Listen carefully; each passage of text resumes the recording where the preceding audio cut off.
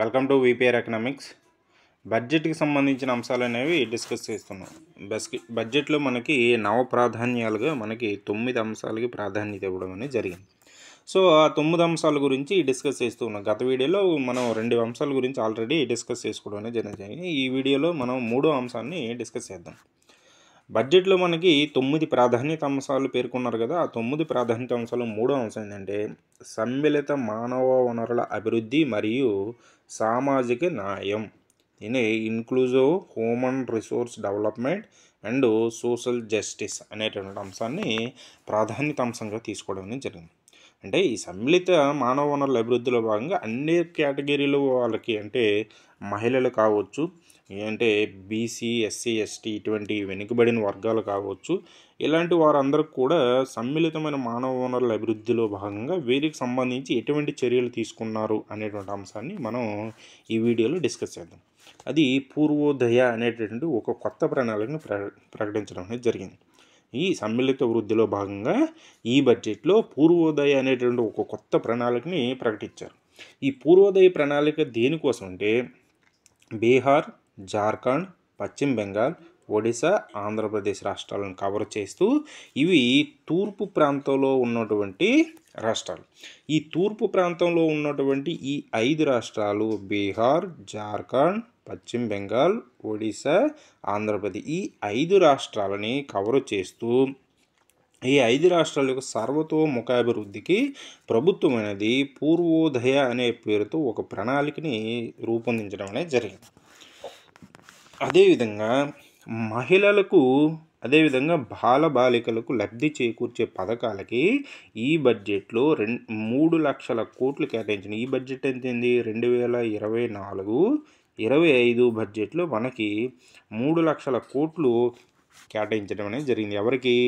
మహిళలకి, అదేవిధంగా బాలికలు లబ్ధి కూర్చే పథకాలు, వారికి కేటాయించిన అన్నీ కలిపి మనకు 3 లక్షల కోట్లకు పైగా కేటాయింపులు చేయడం అనేది జరిగింది.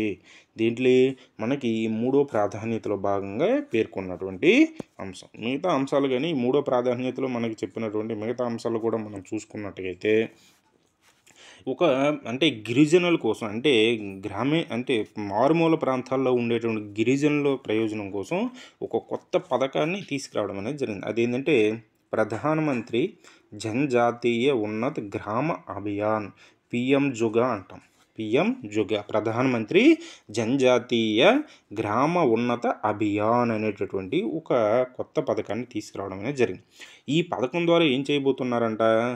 63,000 గ్రామాలను, గిరిజన గ్రామాలను, అదేవిధంగా గిరిజన సమాజాలను సామాజిక ఆర్థిక స్థితిని మెరుగుపరచడం ద్వారా 5 కోట్ల మంది గిరిజనులకు ప్రయోజనం చేకూరుతుంది. ఈ ప్రధానమంత్రి జనజాతీయ ఉన్నత గ్రామ అభియాన్ ద్వారా 63,000 గిరిజన గ్రామాలను కవర్ చేస్తూ ఆ గిరిజన సమాజాలకి సామాజిక ఆర్థిక పరిస్థితి మెరుగుపరచడం ద్వారా 5 కోట్ల దేశంలో ఉన్నటువంటి 5 కోట్ల మంది గిరిజనులకి ఈ పథకం అనేది ప్రయోజనం చేకూరుస్తుందని తెలియజేయడం అనేది జరిగింది. అదేవిధంగా బ్యాంకింగ్ సదుపాయాలు అందుబాటులో లేనటువంటి నార్త్ ఈస్ట్ రీజియన్, అంటే నార్త్ ఈస్ట్ పరిధి అంటే ఏంది? మనం చూడండి, ఇదేంది? ఇది ఉత్తర, మనం ఇంగ్లీష్లో చెప్తే అర్థమైంది. దీన్ని మనం ఏం చెప్తామంటే నార్త్ అంటాం, south, east, west. So north east అంటే ఈ నార్త్కి ఈస్ట్కి మధ్యలో ఉండేటువంటి ఈ ప్రాంతం, దీన్ని మనం ఏమని చెప్తాం? ఈశాన్యం అని చెప్తాం. సో ఈ ఈశాన్య రాష్ట్రాల్లో మనకి ఈ బ్యాంకింగ్ సదుపాయాలు అందుబాటులో లేనటువంటి ప్రాంతాలని కవర్ చేసే విధంగా ఇండియా పోస్ట్ పేమెంట్ బ్యాంకుకి సంబంధించినటువంటి 100కు పైగా బ్యాంకు శాఖలని ఏర్పాటు చేయబడింది. అంటే అందరినీ బ్యాంకింగ్ కార్యకలాపాల్లో అందుబాటులో లేనటువంటి ప్రజల్ని ఈ బ్యాంకింగ్ కార్యకలాపాల్లో తీసుకురావడం కోసమని ఇండియా పోస్ట్ పేమెంట్ బ్యాంకుకు సంబంధించినటువంటి 100 శాఖలని ఈ ఈశాన్య ప్రాంతాల్లో, ఈశాన్య రాష్ట్రాల్లో మనకి ఏర్పాటు బ్యాంకింగ్ కార్యకలాపాలు అందుబాటులో లేనటువంటి ఈ ప్రాంతాల్లో ఏర్పాటు చేయడం జరుగుతుందని ఈ బడ్జెట్లో పేర్కొనడం అనేది జరిగింది. నెక్స్ట్ అంశంగా మనం చూసుకున్నట్టయితే గ్రామీణ, అంటే దేశంలో ఉన్నటువంటి గ్రామీణ మౌలిక సదుపాయాలతో సహా గ్రామీణ అభివృద్ధికి 2.66 లక్షల కోట్లు కేటాయించడం అనేది జరిగింది. ఈ 24 25 బడ్జెట్లో మనకి గ్రామీణ అభివృద్ధికి ఎన్ని కోట్లు కేటాయించారంట? 2.66 లక్షల కోట్లు కేటాయింపులు చేశారని బడ్జెట్లో పేర్కొనడం అనేది జరిగింది. నెక్స్ట్ మనకి ఇది ఆ బడ్జెట్లో మనకి ఇచ్చినటువంటి హైలైట్స్ అనమాట. మనం ఆల్రెడీ పిబ్లో నుంచి తీసుకొని చెప్పండి. ఇప్పుడు పేపర్లో కూడా దీనికి సంబంధించి వేసినటువంటి అంశాలు ఒకసారి చూద్దాం. పేపర్లో దీనికి సంబంధించి వేసినటువంటి అంశాలు ఒకసారి చూద్దాం. చూడండి, గిరిజనుల సామాజిక ఆర్థిక జనజాతీయ ఉన్నత అభియాన్. గిరిజనుల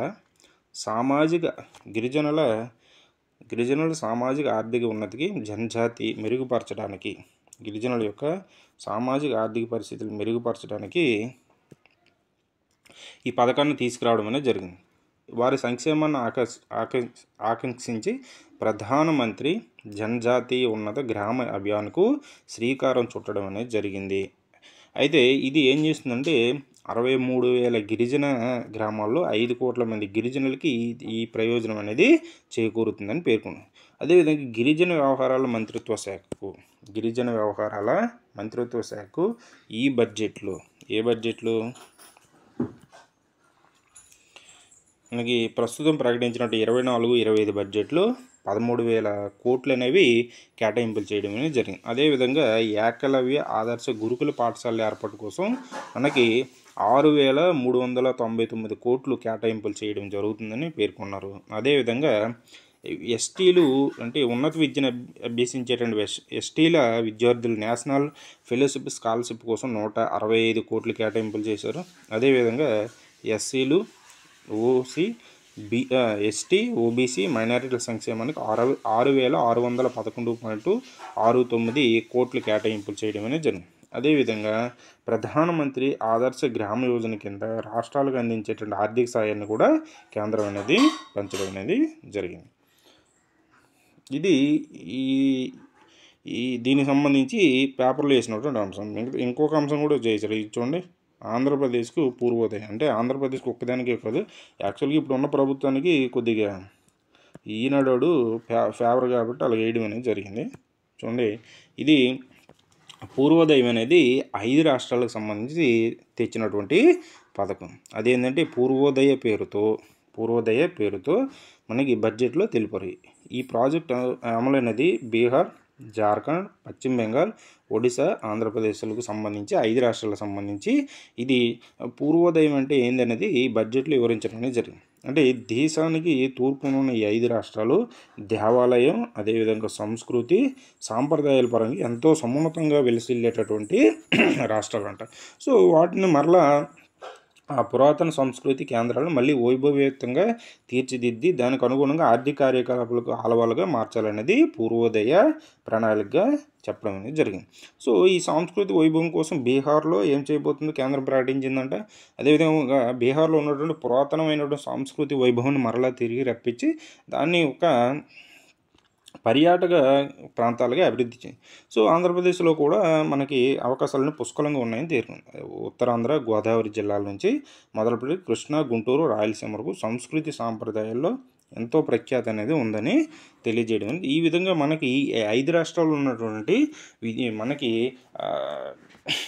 సంస్కృతి సాంప్రదాయాల పరంగా ఉన్నతమైనటువంటి పరిస్థితులు ఉన్నాయి. వాటిని మెరుగుదిద్ది పర్యాటక ప్రాంతాలుగా అభివృద్ధి చేయాలని ఈ పూర్వోదయ ప్రణాళికలో పేర్కొనడం జరిగింది. నెక్స్ట్ ఇంకొక అంశాన్ని కూడా వేశారు. చూడండి, ఆమెకు అండ, పూల దండ, బంగారు కొండ అని ఒక స్త్రీలకు సంబంధించి మనకి ఈ పేపర్ వేయడం అనేది జరిగింది. చూడండి, మహిళలు, శిశువులపై కేంద్రం అనేది ప్రభుత్వం వాత్సల్యం చూపించిందంట. మహిళలు, శిశు సంక్షేమం ఈ బడ్జెట్లో 2.5% ఎక్కువగా కేటాయింపులు, గత బడ్జెట్ కంటే ఎక్కువ కేటాయింపులు చేసిందంట. అలాగే 24-25 బడ్జెట్లో వీళ్ళకి 26,092 కోట్లు కేటాయింపులని చేసిందంట. గత కేటాయింపులేమో 25,448 కోట్లు చేయడం అనేది జరిగింది. అదేవిధంగా కేంద్ర పథకాలు కోసమని 3 లక్షల కోట్లకు పైగా కేటాయింపులు చేయడం అనేది జరిగింది. అదేవిధంగా మహిళలకి వసతి గృహాలను ఏర్పాటు చేసి శ్రామిక స్త్రీల యొక్క భాగస్వామ్యాన్ని ప్రోత్సహించడానికి వసతి గృహాలు ఏర్పాటు చేయడం కూడా ఈ బడ్జెట్లో ఒక ప్రాధాన్యత అంశంగా చెప్పడం అనేది జరిగింది. అదేవిధంగా సుధార ప్రధానమంత్రి మాతృవందన యోజన తదితరాల కోసం 2,516 కోట్లు కేటాయింపులు అనేవి ఈ బడ్జెట్లో చేయడం అనేది జరిగింది. నెక్స్ట్ అంశంగా మనం చూసుకున్నట్టుగైతే శిశువుల సంరక్షణకు 21,200 కోట్లు కేటాయించారండి. కేంద్రం అమలు చేస్తున్న పథకాల కోసం మహిళా శిశు సంక్షేమ మంత్రిత్వ శాఖకు 25,848 కోట్లు కేటాయింపులు చేశారు. అదేవిధంగా మహిళా సాధికారత సంరక్షణ మెరుగైన పంపిణీకి సాక్ష్యం, అంగన్వాడీ, పోషణ 2.0, మిషన్ వాత్సల్య, మిషన్ శక్తి తదితరాలకు కూడా గణనీయంగా ఈ బడ్జెట్లో కేటాయింపులు చేయడం అనేది జరిగింది. అదేవిధంగా శిశువుల సంరక్షణకు లక్ష్యంగా 21,200 కోట్లు కేటాయింపులు చేయడం అనేది జరిగింది. బాలల సంక్షేమం, వారి పరిరక్షణ సేవల కోసం ఉద్దేశించిన మిషన్ వాత్సల్య, దీన్ని 1,472 కోట్లు దీనికోసం కేటాయింపులు చేయడం అనేది జరిగింది. నెక్స్ట్ కానీ చూసుకున్నట్టుగైతే అదేవిధంగా మిషన్ శక్తికి 3,145 కోట్లు కేటాయింపులు చేశారంటే, అదేవిధంగా ఉపపథకం బేటీ బచావో బేటీ పడావో మహిళల భద్రతకు ఉద్దేశించిన వన్ స్టాప్ సెంటర్కు 629 కోట్లు కేటాయింపులు అనేది చేయడం అనేది జరిగింది. పరిశ్రమల సహకారంలో క్రెస్లు ఏర్పాటు చేస్తారంటే, అదేవిధంగా కేంద్ర ఆర్థిక మంత్రి నిర్మలా సీతారామన్ స్త్రీల ఆర్థిక అభివృద్ధి దృష్టిలోని ప్రత్యేకంగా నైపుణ్యాభివృద్ధి కార్యక్రమాలు ఏర్పాటు చేస్తారంటే, స్వయం సహాయక సంఘాలకు మహిళలకు మార్కెట్ అందుబాటులో లాంటి కార్యక్రమాలు చేపడతారు. మోడల్ స్కిల్ లోన్ని స్కీమ్ కింద 7.5 లక్షల వరకు రుణాలు అనేవి ఇస్తారంట. 25,000 మంది విద్యార్థులకు ఇది ప్రయోజనం చేకూరుతుందని పేర్కొనడం అనేది జరిగింది. మిగతా మరికొన్ని పథకాలను కూడా ఇందులో పేర్కొనడం అనేది జరిగింది. ఇది మనకి ఈ 3వ ప్రాధాన్యత అంశం అనేది సమ్మిళిత వృద్ధి అనేటువంటి అంశాన్ని మనకి ఈ బడ్జెట్లో పేర్కొనడం అనేది జరిగింది. సమ్మిళిత మానవ వనరుల అభివృద్ధి మరియు సామాజిక న్యాయం అనేది బడ్జెట్ యొక్క 3వ ప్రాధాన్యత అంశంగా చెప్పడం అనేది జరుగుతుంది. 3వ ప్రాధాన్యత అంశంగా మనకు చెప్పడం అనేది జరుగుతుంది. సో ఇది ఈ వీడియోలో మనం చెప్పుకున్నటువంటి అంశం. 4వ ప్రాధాన్యత అంశం గురించి మనం నెక్స్ట్ వీడియోలో డిస్కస్ చేద్దాం. ఇది ఈ వీడియోలో చెప్పుకున్నటువంటి అంశం. ఈ వీడియో కానీ మీకు నచ్చినట్టయితే లైక్ చేయండి, షేర్ చేయండి, సబ్స్క్రైబ్ చేయండి. Thank you.